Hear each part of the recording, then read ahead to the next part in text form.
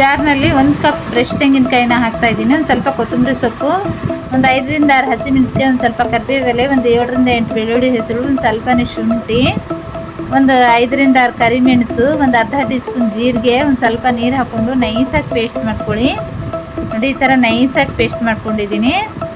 ನಂತರ ಒಂದು ಕಡಾಯಿ ಬಿಸಿ ಇಟ್ಟಿದ್ದೀನಿ. ಇದರಲ್ಲಿ 1 ಚಮಚದಷ್ಟು ಕುಕ್ಕಿಂಗ್ ಆಯಿಲ್ ಹಾಕಿದ್ದೀನಿ. ಎಣ್ಣೆ ಬಿಸಿ ಆದ ನಂತರ ಒಂದು 1/4 ಟೀ ಸ್ಪೂನ್ ಸಾಸಿವೆ, 1/4 ಟೀ ಸ್ಪೂನ್ ಜೀರಿಗೆ, ಒಂದು ಸ್ವಲ್ಪ ಕರಿಬೇವು ಎಲೆ, 1-2 ಒಣಮೆಣಸಿನಕಾಯಿ ಈ ಥರ ಮುರಿದು ಹಾಕಿ, ಒಂದು ಈರುಳ್ಳಿ ಹಾಕಿ, ಈರುಳ್ಳಿ ಸ್ವಲ್ಪ ಕಲರ್ ಚೇಂಜ್ ಆಗೋವರೆಗೂ ಫ್ರೈ ಮಾಡಿ. ಈರುಳ್ಳಿ ಸ್ವಲ್ಪ ಕಲರ್ ಚೇಂಜ್ ಆದ ನಂತರ ನಾವು ರುಬ್ಕೊಂಡಿರೋಂಥ ಮಸಾಲೆನ ಹಾಕಿ, ಒಂದು 2 ಕಪ್ ನೀರನ್ನ ಹಾಕಿ, ರುಚಿಗೆ ತಕ್ಕಷ್ಟು ಉಪ್ಪು, ಒಂದು 1/4 ಟೀ ಸ್ಪೂನ್ ಅರಿಶಿನ ಹಾಕಿ ಮಧ್ಯೆ ಮಧ್ಯೆ ತಿರುಗಿಸ್ತಾ 8ರಿಂದ 10 ನಿಮಿಷ ಬೇಯಿಸಿ.